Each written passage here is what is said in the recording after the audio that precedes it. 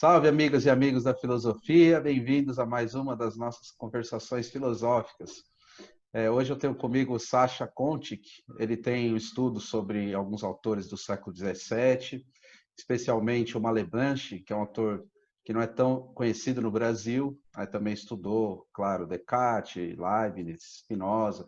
A gente vai conversar sobre, né, esse período da filosofia ocidental, o século XVII, e eu vou querer saber especialmente um pouquinho mais do Malebranche, mas vamos ver como é que essa conversa vai se conduzindo aí. A gente também não tem exatamente um modelo, né? O pessoal que está assistindo o canal aí sabe que cada entrevista está transcorrendo de um jeito, isso é bem bacana também, né? Então, obrigado, Sacha, por participar aqui do projeto, das conversações. Prazer muito grande recebê-lo aqui. E vou começar com uma pergunta, né? Como é que foi a sua chegada nesses autores? Da onde que vem esse interesse? O que você acha que esses autores, vistos em conjunto, e depois a gente fala mais especificamente de um ou outro deles, vistos em conjunto, têm a contribuir para a reflexão filosófica atual? Boa tarde, Sacha. Oi, Caio. Muito obrigado pelo convite. Eu fiquei muito feliz. Eu tenho assistido, daí você me convidou a assistir vários vídeos das conversações e realmente está montando um retrato do que é a filosofia no Brasil hoje, que é a pesquisa em filosofia. E achei um baita projeto. Está de parabéns com tudo. Enfim, se apresentar rapidamente, eu fiz minha formação inteira na USP, na Universidade de São Paulo. E da graduação, do fim da graduação, eu pesquiso o século XVII e, mais especificamente, autores do fim do século XVII, das últimas décadas, a partir de 1670 até o começo do século XVIII. Eu fiz meu mestrado sobre Leibniz, trabalhei a relação do Leibniz com outros autores do XVII, principalmente com Descartes e com Locke, e agora doutorado do filósofo que era um padre oratoriano, Malebranche, Nicolas Malebranche. Eu entrei no século XVII a partir, como a maior parte das pessoas chegam suas pesquisas, a partir de um curso de graduação, que eu estudei Leibniz, e com a professora Tessa Lacerda, que foi minha orientadora até o doutorado. E estudando Leibniz, quando você chega no Leibniz, você tem um pequeno choque, porque é um autor muito difícil, muito profundo, que parece muito estranho, mas tem um pensamento muito profundo, muito rico. E eu me envolvi muito com o curso, e no fim do curso pedi indicações de leitura para a professora Tessa. E ela passou vários comentadores, vários textos do Leibniz, que eu fui lendo. E Leibniz é um autor que quando você começa a se aprofundar, parece que nunca acaba. O que a gente conhece, porque além de ser um grande filósofo, ele foi um grande matemático, um grande físico. E as obras dele são imensas e passam por um mundo de temas. Ele tratou de metafísica, de física, de vários campos da matemática, de política, de moral, de teologia, de biologia, e, e tem uma quantidade de textos enorme. As obras completas do Leibniz hoje têm, acho que, 41 volumes, cada um de mais de 2.000 páginas, e isso é só um terço do que tem no arquivo dele. Então ainda estamos descobrindo muito do Leibniz, cada ano sai mais coisa. Então foi aí que eu entrei no texto da Leibniz. E o tema que eu peguei de pesquisa, que eu achei mais interessante, foi o tema das ideias inatas no Leibniz. Eu cheguei nesse tema porque logo depois de estudar Leibniz, acho que foi o segundo ano da graduação, fiz um curso sobre Kant. E estudando Kant, todo mundo que leu a Crítica da Razão Pura se lembra de que Kant compara Locke e Leibniz, dizendo que Leibniz foi um filósofo que tomou todos os princípios da razão como princípios fundamentais, enquanto Locke tomou a experiência como um princípio fundamental. E, lendo Leibniz, você vê que ele é um filósofo muito ligado às ciências experimentais do século XVII. Ele lia muitos microscopistas holandeses, ele fazia experimentos com plantas, com animais. Então, sou estranho, depois de conhecer tudo isso que Leibniz fez, que ele seja um filósofo só da razão, ele nega a experiência. Então, eu fui tentar entender de que modo a razão e a experiência se relacionam na filosofia do Leibniz, no pensamento dele, comparando ele com dois filósofos que têm uma concepção talvez opostas do que são as ideias, que é o conhecimento. Por um lado, Descartes, que diz que as ideias são inatas, ou seja, são nossos conhecimentos surgem de nós mesmos, nossa própria alma, nossa própria razão. E Locke, que diz que os conhecimentos chegam da experiência pelos sentidos. Então, a alma seria uma tábula rasa, né, o termo que ele usa, seria uma tábua vazia, e os conhecimentos são impressos em nós. E, segundo a distinção clássica que a gente faz entre filósofos racionalistas e empiristas, como se divide um pouco o século XVII, os racionalistas tomam a razão como princípio, os empiristas tomam a experiência como princípio, Leibniz é visto como racionalista, como se fosse um pós-cartesiano, até mesmo pós-cartesiano. E o que eu tentei trabalhar no mestrado é a ideia que, na verdade, Leibniz não só é um crítico de Descartes, ele absorve muitas coisas do cartesianismo, mas critica os fundamentos mesmo do pensamento cartesiano. E também ele pensa a ideia, o inatismo, a ideias inatas, de um tal modo que ele consegue comparar e colocar lado a lado Descartes e Locke. E eu fiz isso estudando vários textos de Leibniz, tem muitos textos, a maior parte de textos curtos, mas principalmente uma obra dele, que são os Novos Ensaios sobre o Entendimento Humano, que é uma obra muito sui generis, porque ela é uma obra em que Leibniz critica o ensaio sobre o entendimento humano de Locke, que é o texto em que Locke expõe a sua concepção de empirismo, mas ele tem um formato muito curioso, porque ele é escrito em forma de diálogo, são dois personagens, o Filaleto, que é um personagem que incorpora o Locke, e o Teófilo, que incorpora o próprio Leibniz. Mas as falas do Filaleto, do personagem que é o Locke, são trechos do ensaio sobre o entendimento humano do Locke. Eles são literalmente trechos colados. Então, o Filaleto fala o que o Locke havia dito na sua obra, o Teófilo responde, não tem uma tréplica, não tem um diálogo, o Filaleto continua o texto do Locke, como se tivesse acontecido. Então é muito curioso. E nesse texto eu fui vendo como Leibniz conseguia comparar e identificar os princípios do empirismo do Locke e do racionalismo cartesiano, e como ele, Leibniz, elaborava uma nova visão do que é uma ideia inata, do que é uma ideia em geral, em especial o que é representação.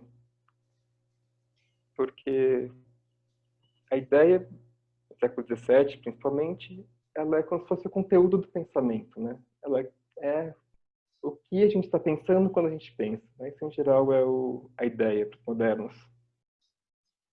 E o que o Leibniz explica, ou vai explicando ao longo desse texto, dos Novos Ensaios, é que tanto Locke quanto Descartes concebiam a ideia como uma representação de uma coisa exterior, ou seja, como se fosse um quadro em nossa mente que representa uma coisa que está fora da mente. Então, se eu tenho uma ideia do que é o Sol, ela é uma representação em mim do Sol que está fora de mim. O que os dois discordavam, segundo Leibniz, o que Descartes e Locke discordavam, era como a gente chegava a conceber essa ideia, como ela chegava a nós. Ela estava já em nós, nossa razão, nós só trazemos ela para a superfície, ou se ela vem dos sentidos. Mas, no fundo, o modelo é o mesmo para o Leibniz. Ele seria um modelo a ideia seria uma cópia de uma coisa exterior. E o que o Leibniz propõe nessa filosofia em geral, especificamente nessa obra, é uma concepção de ideia que não seja simplesmente um modelo e cópia, como se a ideia fosse simplesmente representação de uma coisa, mas sim um certo estabelecimento de uma relação entre duas coisas distintas. Ele se vale disso, para isso, de uma noção da matemática, que é interessantíssima, que é a ideia de expressão. É uma ideia que o Deleuze trabalha muito, falando de Spinoza, mas que me parece ainda mais rica no Leibniz do que em Spinoza. O que é expressão na matemática? É uma relação regrada entre dois elementos. Então tem, por exemplo, a equação e o círculo. A equação expressa o círculo de certo modo. Isso não quer dizer que a equação seja uma coisa distinta do círculo. Elas, a equação ela exibe a regra pela qual o círculo é construído, e o círculo, por sua vez, também pode explicar como a equação é concebida. Então, uma relação entre dois elementos que você consegue estabelecer uma regra comum entre ambos. Agora, como Leibniz aplica isso para a ideia? Ele diz que entre a coisa que a gente percebe, que a gente pensa, que a gente concebe, e a coisa que está fora de nós, é uma relação regrada. Não é uma coisa que está em mim e que tem outra no exterior. São duas coisas que se comunicam, de certo modo. Isso vem de todo um pensamento que tenta evitar, de todos os modos, fazer distinções fundamentais, né? Como se fosse estabelecer representação e representado, entre alma e corpo. Lá eu sempre busco uma continuidade entre as duas coisas. E foi isso que eu fui trabalhando no mestrado, mas à medida que eu ia me aprofundando no tema, fui percebendo que o Leibniz não considera o Locke o grande defensor da tábula rasa, né? Como nós hoje em dia consideramos o grande defensor da ideia que a alma não tem nada inato a ela, que a alma só recebe coisa exterior. Ele considerava que o maior defensor disso, dessa tese, era, na verdade, o Malebranche, que é um autor contemporâneo a ele, escreveu na mesma época, né, entre 1670 e 1715, que ele sim era um grande defensor da tese, que é nós não temos nada inato a nós. E vendo isso, enfim, eu estava já no fim do mestrado, não dava tempo de eu incluir mais um autor na pesquisa, ia perder um pouco o foco.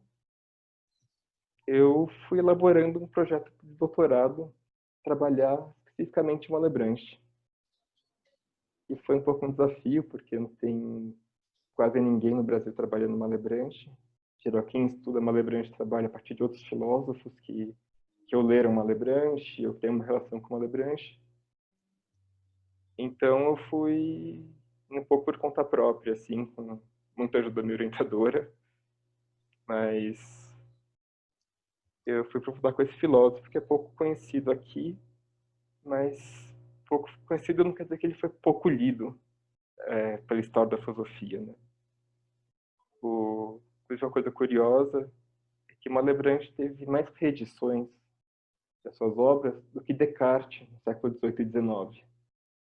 Então ele foi, de certo modo, até o início do XIX, ele é considerado o grande filósofo racionalista do pensamento francês, né? Junto com Leibniz na Alemanha e com Spinoza na Holanda. Uhum. Eu acho muito interessante isso, porque tem a ver com a forma da recepção das ideias filosóficas, né? A gente tem alguns autores que ficam esquecidos, depois são retomados, outros que acontece o inverso. E às vezes dentro de um mesmo autor, um texto é priorizado, depois outro texto. Isso é uma coisa que me interessa bastante. E por que que num país como o Brasil se escolhe um autor em detrimento de outros, né? E isso diz respeito a muitas outras coisas que vão aparecendo nisso, né? Que não são só filosóficas, que são políticas, que são de relação da filiação com as orientações, com o que os outros já leram, com o que tem disponível. Então, eu acho sempre interessante essa reconstrução das ideias, da tradição das ideias filosóficas, né?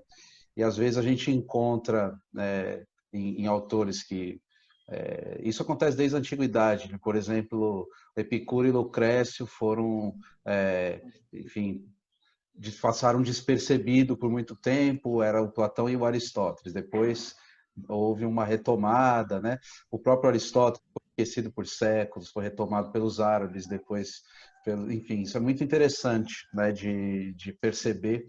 E já que a gente vai falar do Malebranche, então, se você puder fazer uma breve apresentação de como que é o conjunto da obra dele, quais os textos principais, enfim, para a gente ter uma ideia também, antes de você entrar no tema específico, Sim, sim. falando assim da obra dele.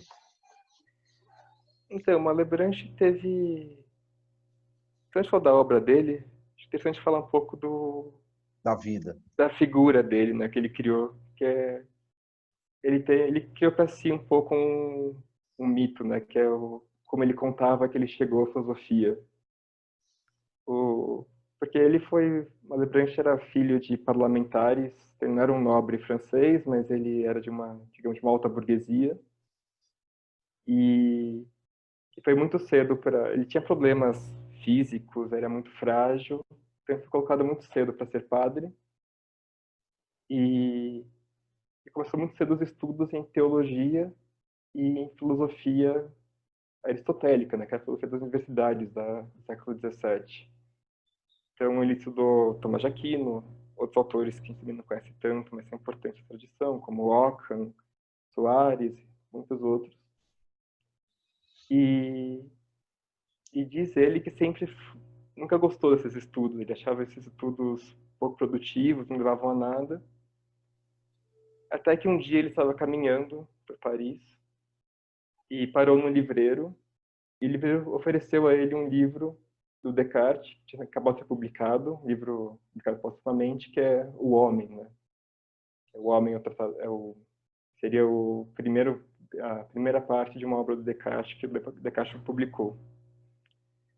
Malebranche leu isso e diz ele que ficou tão emocionado que ele tinha palpitações, ficava sem ar e tinha que parar de tempo em tempo de fechar o livro para respirar. Claro que é um exagero, né, a história, mas representa, é interessante, porque mostra um pouco o que foi o impacto de Descartes, que tinha escrito na primeira metade do século XVII, para um autor do século XVII que estava estudando nas universidades, que estava formado pelo pensamento aristotélico, escolástico da época. Então, diz Malebranche que a partir disso ele começou a estudar muito Descartes, até o ponto de poder recitar de cor trechos dos obras de Descartes, e publica em 1673 a primeira obra dele, acho que é a mais famosa, que é A Busca da Verdade, que é uma obra muito extensa, né, bem grande, e ela tem como objetivo fazer um recenseamento de todos os erros do espírito, para vendo quais são os principais erros que nos levam seja uma má moral, seja uma má ciência, uma filosofia. Esse texto tem uma inspiração cartesiana muito óbvia, mas ao mesmo tempo, Malebranche busca corrigir alguns dos erros ou desvios de Descartes, e diz ele que encontrou a solução para esses erros em Agostinho, o que faz muita gente compreender Malebranche como um autor que fazia uma síntese de Descartes com Agostinho. O que também não é exatamente verdade. Malebranche não faz uma síntese, ele pega elementos dos autores e faz uma coisa nova, não está nenhum nem outro. Então ele é um autor bastante original, apesar dessa dupla filiação. E também isso deu um pouco a impressão, acho que talvez uma das razões que ele foi pouco lido, que ele seria um filósofo reacionário, né? Então ele pegou o Descartes, que era um moderno, e trouxe elementos da tradição cristã. Não é bem isso, né? Ele, de certo modo, ele é até mais moderno que Descartes. Ele estava buscando soluções para problemas da época dele, até para a ciência da época dele. Então, além de ser um filósofo, um pensador, ele também era um cientista natural. Ele tem textos de biologia, ele estudava a anatomia das plantas, ele tem textos de matemática. Então, É um autor muito... Enfim, ele pegou as suas tradições e fez uma coisa moderna com as suas tradições.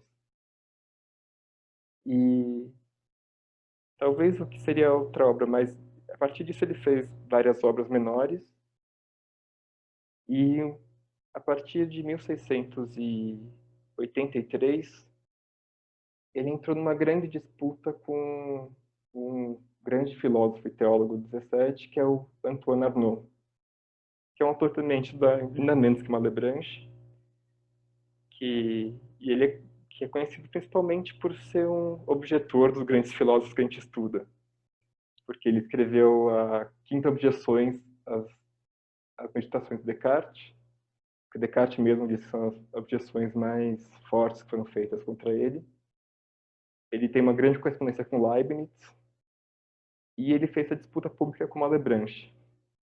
Essa disputa começa com uma querela justamente sobre uma das principais teses do Malebranche, que é a chamada visão das ideias em Deus, que é uma tese que soa muito estranha aos nossos ouvidos contemporâneos, mas que no fundo, a arquitetura dela é muito interessante. A tese é basicamente que as ideias, ou seja, esses objetos de pensamento, elas não estão nem em nós, como nossa própria razão, como queria Descartes, nem nós nem adquirimos elas pelos sentidos, né, como queria Locke. Segundo Malebranche, as ideias estão em Deus, e é em Deus que nós vemos elas. Isso tem toda uma questão complexa que diz respeito à própria... como se concebe a essência das coisas e como essas ideias representam essências, né? O, a arquitetura básica da tese Malebranche consiste em dizer que o que nós pensamos por ideias, principalmente, são corpos, ou seja, são coisas físicas que a gente percebe. Ora, os corpos são compostos, na segunda filosofia cartesiana, de extensão, que é basicamente comprimento, largura e profundidade. Então, os corpos são coisas espaciais. O que Malebranche diz, bom, os corpos são...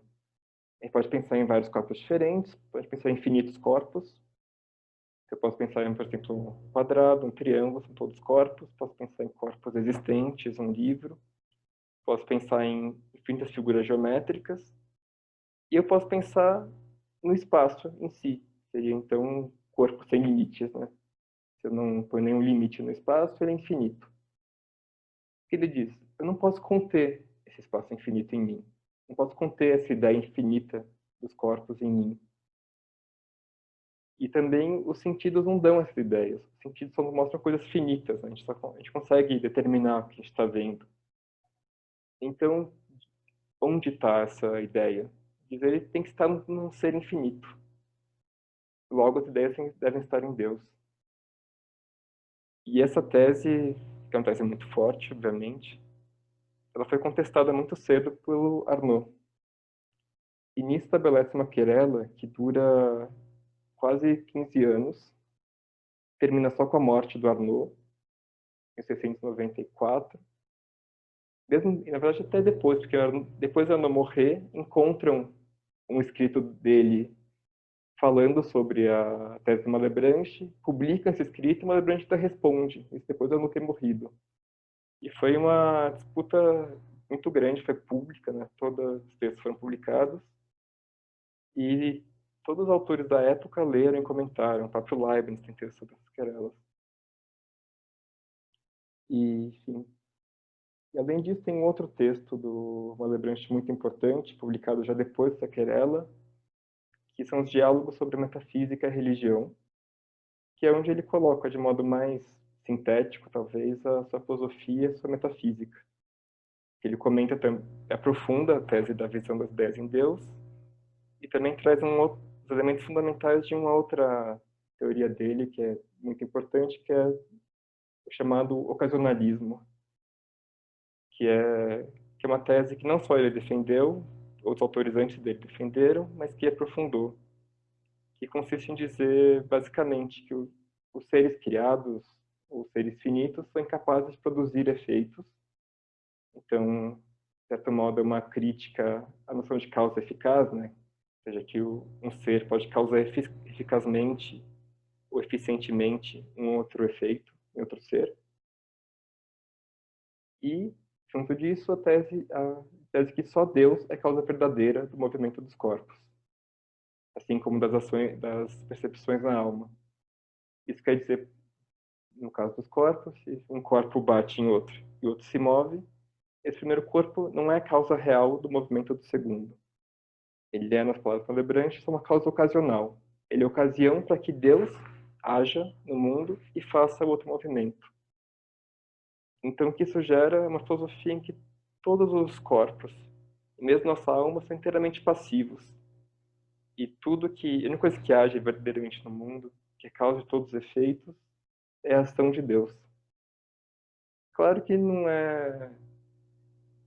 Essa tese foi muito criticada por colocar Deus como se fosse um milagreiro, né? Deus está o tempo todo agindo no mundo, e está o tempo todo fazendo coisas particulares, né? Se eu estou mexendo no meu lápis, é Deus que está mexendo no meu lápis. Voltaire tira muito sarro dessa tese, mas no fundo ela envolve toda uma concepção do que é natureza, de que Deus age segundo leis naturais. Então, se Deus age movendo o corpo de tal jeito, é porque ele age sempre segundo uma lei que constrange ele a agir assim. E, e isso envolve várias teses acessórias sobre debate sobre a graça no século XVII, debate sobre natureza da causalidade, a natureza das ações morais, porque se eu estou agindo como ator de uma ação moral, eu devo ser a causa disso, mas em que sentido eu sou a causa? Em que sentido eu estou seguindo alguma lei do meu espírito que eu não conheço? Então, é um pouco por aí que vai a filosofia dele. De modo geral, seria uma filosofia da dependência, né? Ou seja, o homem sempre depende de Deus, seja para conhecer as ideias que estão em Deus, seja para agir, porque toda ação verdadeira está em Deus. E Sacha, eu lembrei do texto do Merleau-Ponty, tem um curso, né, sobre a união da alma e do corpo. Ele começa no Descartes e depois dedica uma boa parte ao Malebranche, depois o Bihan, o Bergson, até chegar nele. Depois tem as obras dele que ele trata desse assunto. Como é que você vê essa recepção moderna do Malebranche, pensando o Merleau-Ponty ou outros autores também? O Merleau-Ponty leu muito Malebranche. Geralmente numa chave talvez crítica, mas com ponto de partida para reflexões próprias, né? Então, o Malebranche parece sempre como um autor muito rico em consequências, em problemas. E, e eu não sei tanto... O Malebranche não é um autor que, como Spinoza ou como alguns outros, é um autor muito vivo, no sentido de dar ser um ponto de partida para pensar questões contemporâneas. Ele é um autor que é um tanto enraizado no século XVII. Isso não quer dizer que ele seja um autor passado, né? Assim, um autor que a gente esquece. O Merleau-Ponty traz uma Malebranche de jeito muito interessante, porque ele traz como ponto de partida a primeira relação o problema da relação entre alma e corpo, que é o problema que surge no Descartes, né? Porque Descartes diz que a alma e o corpo são duas coisas distintas, de naturezas distintas, e coloca um problema, né? Como a alma são naturezas distintas, como a alma pode agir no corpo, como o corpo pode agir na alma.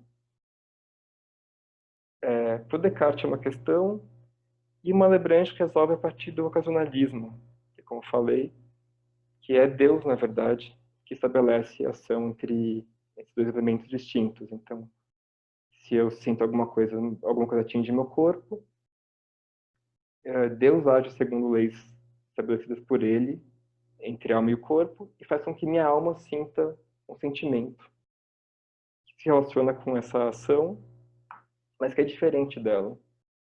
Então, um grande exemplo que uma Malebranche dá é o da dor, né? Se, por exemplo, um espinho pica nosso dedo, eu sinto a dor. Eu não consigo estabelecer uma relação direta de causalidade entre o movimento do espinho na carne e o sentimento no meu espírito da dor. O que acontece é que Deus faz uma coisa que se corresponde à outra, mas não tem uma relação direta entre as duas. E o que Merleau-Ponty toma como ponto de partida, que foi o que me atraiu para minha pesquisa de doutorado, foi justamente a natureza desse sentimento. O que é esse sentimento de dor? Que não é o movimento do espinho no meu dedo.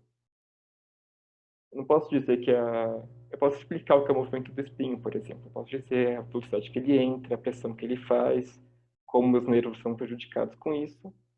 Eu não consigo falar o que é a dor. Como eu explico para alguém o que é a dor que eu sinto? Eu consigo, no máximo, comparar uma dor mais forte e uma dor mais fraca. Mas o que o Malebranche diz é que você não consegue medir, por exemplo, a dor. Do mesmo modo, você não consegue medir o prazer. Pode ser um prazer maior, um prazer menor. Eu não consigo falar que um prazer é o dobro do outro, um prazer é metade do outro. Isso não faz sentido. Eu não consigo analisar um sentimento do mesmo modo que eu analiso, por exemplo, um, um corpo na física. O corpo eu consigo falar, não, ele age, ele funciona de tal modo, ele se move de tal modo, ele tem tal figura, ele tem tal constituição. O sentimento é uma coisa inteiramente subjetiva. Isso, uma doutrina que para uma Malebranche central, vamos centrar com os autores posteriores a Malebranche, aparece no Rousseau, por exemplo, aparece em autores como Condillac, até mesmo com Diderot, de certo modo. E para o Merleau-Ponty é um ponto de partida para pensar como se constitui a percepção, né? Como ela se dá é, enquanto algo que é distinto do mundo dos corpos e daquilo que a gente percebe, né? Então, isso faz com que, talvez a primeira vez na filosofia, com Malebranche, você tem um campo próprio da percepção, né? Um campo próprio do sentimento, que é distinto, digamos, da essência de alguma coisa, né? O que eu sinto não é uma coisa que está necessariamente fora de mim.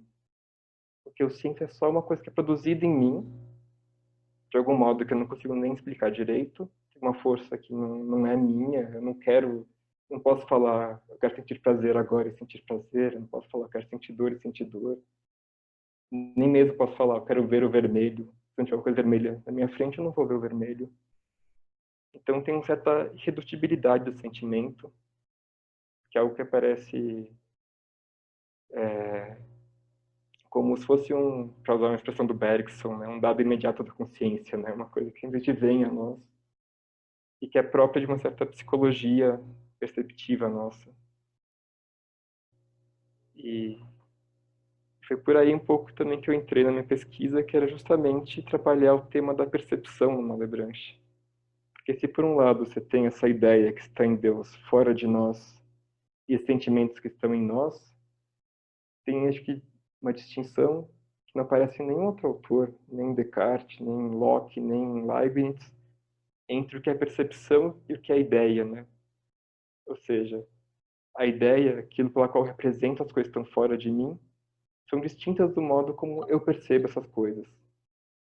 Que a gente pega, por exemplo, a ideia de um quadrado, sei lá, um cubo vermelho, um quadrado vermelho. A essência dele, enquanto ideia, segundo Malebranche, é uma coisa que está fora de mim. Deve estar em Deus, porque ela é composta justamente pela essência dos corpos, pela extensão. Agora, o modo como eu percebo é só meu. É algo que é próprio da minha alma.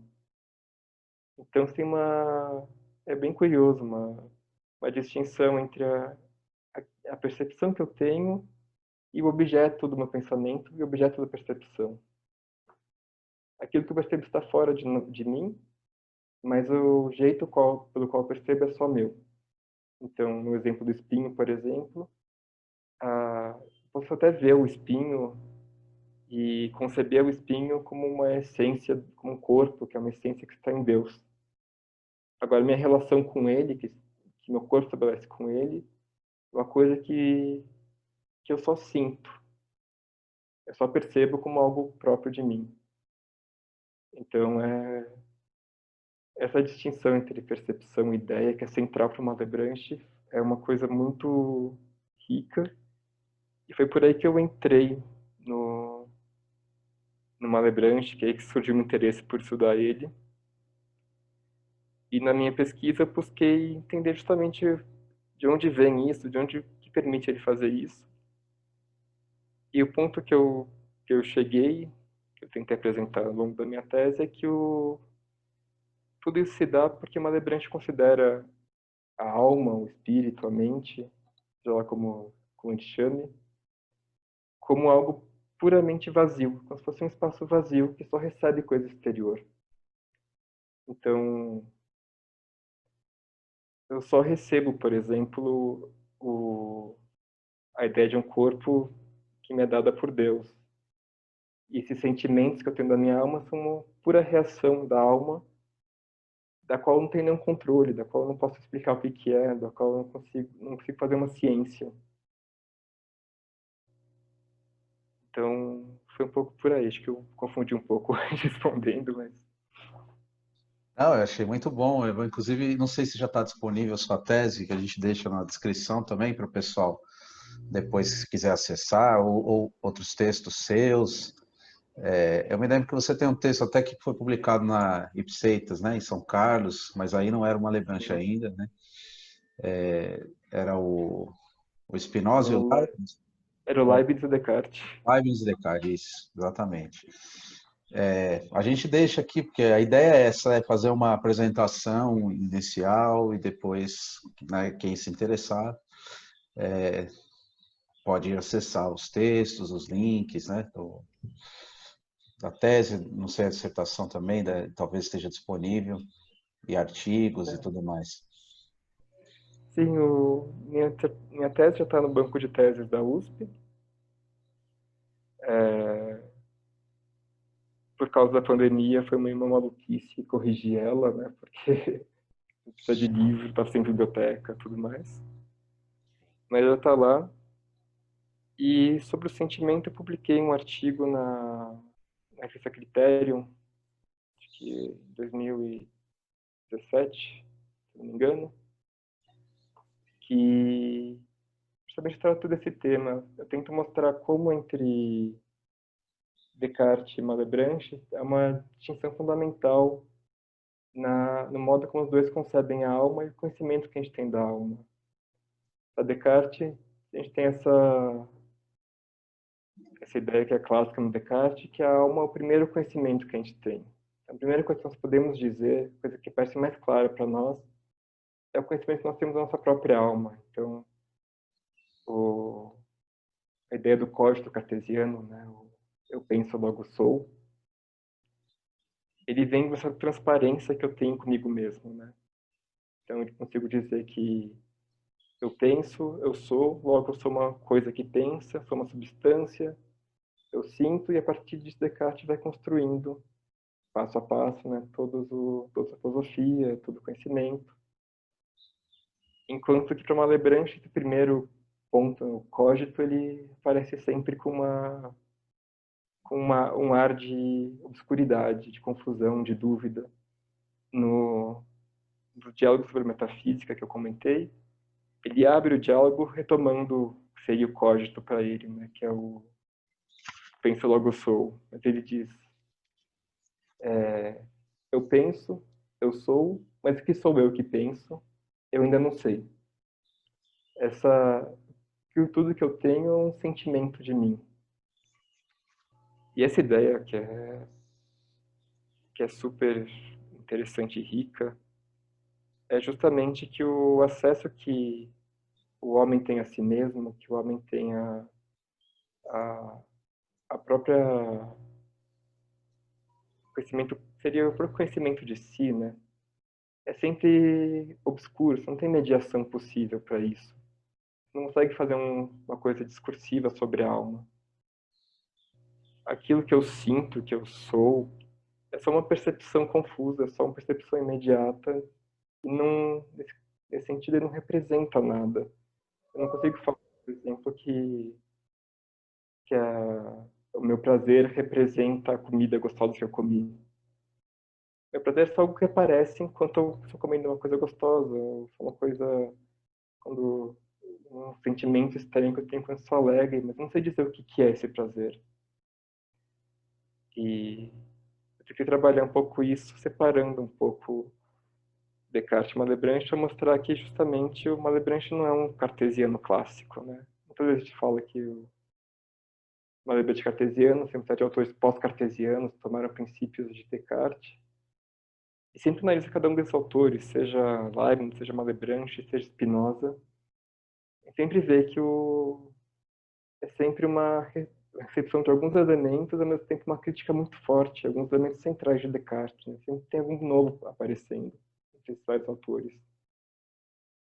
Então, a gente diz que Descartes é o pai da modernidade, mas ele é justamente pai porque ele possibilitou muitas coisas diferentes surgirem, né? Inclusive muitos problemas, soluções diferentes para problemas que ele apontou.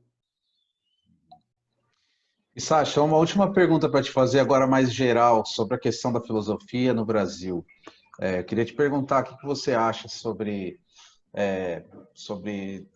por que a filosofia tem essa resistência, encontra tanta resistência agora em momentos como o nosso. Isso acontece em várias outras ocasiões na história, mas enfim, para pensar a gente aqui no Brasil e a produção de estudos como esse em filosofia, me parece que tem uma certa um certo desconhecimento do que é de fato o trabalho filosófico, né? Então, eu queria te perguntar sobre esse tema geral, para você falar uma última palavra aqui para a gente na entrevista. A pergunta é difícil. Bom, primeiro eu acho que bom, o atual momento não é um momento propício para quem pensa, né? Acho que tem um governo que é contra tudo que pensa e um ritmo da vida que não permite, né, essa reflexão, né, esse tempo para reflexão, que a filosofia exige, né, uma coisa lenta, um trabalho devagar, um trabalho que não dá um retorno imediato, né?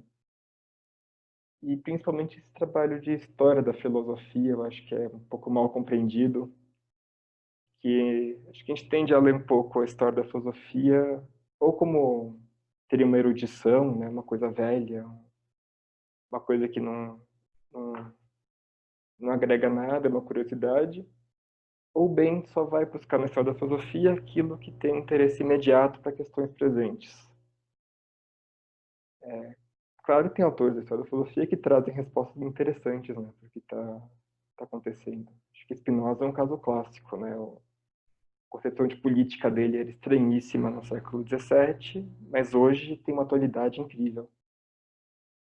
Agora, há uma outra coisa que eu acho da história da filosofia que eu acho que também tem que cultivar, mesmo quando trabalha com autores que não têm esse interesse tão imediato, que é um pouco mostrar como todo o nosso conceito, toda nossa ferramenta de pensar, tudo aquilo que a gente mobiliza ao formar teorias, ao formar pensamento sobre alguma coisa, tem uma história. E entender essa história é fundamental para entender de que modo não só as coisas foram constituídas tal como elas são, mas também como o que está envolvido nos nossos conceitos, que a gente muitas vezes não sabe. Inclusive, eu tenho discutido muito com colegas sobre, enfim, se nós devemos, por exemplo, ler autores machistas, racistas, inclusive explorar esses temas, né, em esses autores. Como a gente faz isso, né, como a gente pensa. O Malebranche, por exemplo, é um notório misógino. As passagens dele sobre mulheres, assim, são horríveis. Ele diz que mulheres não sabem calcular. Agora, entender por que ele diz isso, ao meu ver, por exemplo, é importante para entender como se constituiu justamente uma certa visão sobre as diferenças de sexo, sobre a incapacidade de gênero, seria, né, que o sexo é o termo que usava no século XVII, como que como se constitui uma certa ideia de que as mulheres não são capazes de entrar numa academia, de fazer ciência, de ter um pensamento mais complexo, de onde vem essa ideia que mulheres são mais sensíveis. Você vê, estudando todas essas ideias que estavam no século XVII, que estão em toda a história do pensamento, você vai vendo como essas questões surgem, como elas se constituem, e sabendo isso, você é capaz de justamente mobilizar os elementos para fazer uma crítica, inclusive, se for o caso. Para fazer uma... Acho que é a mesma coisa que nós pensamos o racismo, pensar de onde surgiram as teorias racistas, as teorias raciais, aonde apareceu, por exemplo, a ideia que raças diferentes têm têm diferenças em capacidade racional, né? Isso é interessante pensar. Justamente o Leibniz foi alguém que pensou muito a questão das diferenças entre as raças, mas em nenhum momento ele não se falava de diferenças de uma possibilidade. Falar que os africanos eram incapazes de ter um reino organizado, mas eram muito fortes e grandes guerreiros. Mas se você for olhar o detalhe, você vê que não tinha ainda esse caráter determinista que aparece ao longo do século XIX. Então, identificando esse tipo de coisa, esse tipo de conceito, você vai enriquecendo, me parece, a filosofia e o pensamento como um todo. Inclusive a potência crítica do pensamento, né?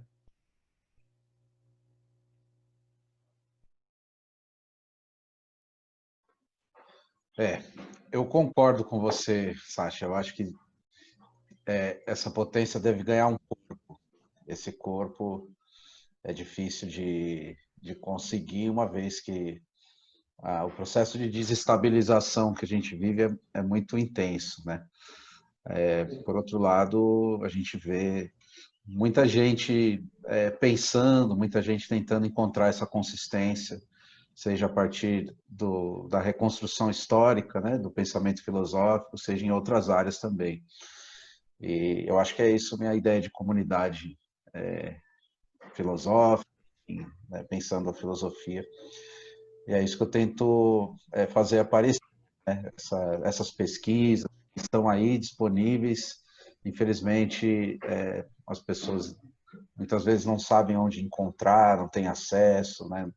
Então, minha ideia com esse canal também é tentar contribuir para a promoção dessa visibilidade maior.